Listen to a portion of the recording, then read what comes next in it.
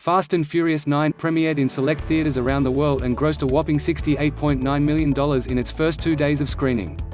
According to Screen Rant, the sequel, directed by Justin Lin, raised $3.4 million on its first day in South Korea, reaching the highest mark in history in the Korean market.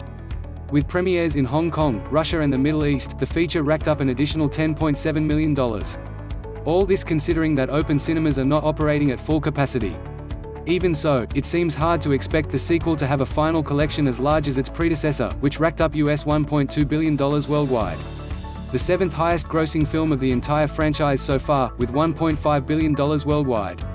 Still, it's worth clarifying that much of that success was due to the fuss over Paul Walker's death and curiosity about how his character would be portrayed in the plot. Recalling that the film will not be released in the US until June 25 and will hit Brazilian screens on July 22. Brazil and the USA being two very promising markets, it remains to be seen if these debuts will inject a good quantity at the end of the race.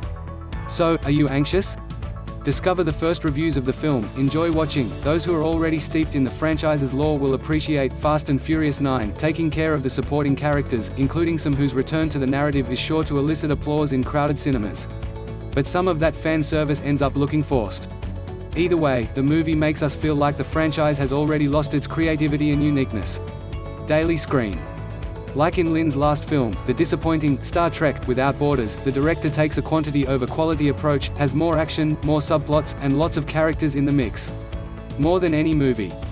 Still, Fast and Furious 9 leaves the feeling that something is missing. The maximalist strategy does not allow the plot to develop the relationship between Dom and his brother.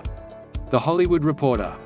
Sometimes, when you least expect it, a successful franchise essentially turns into something different.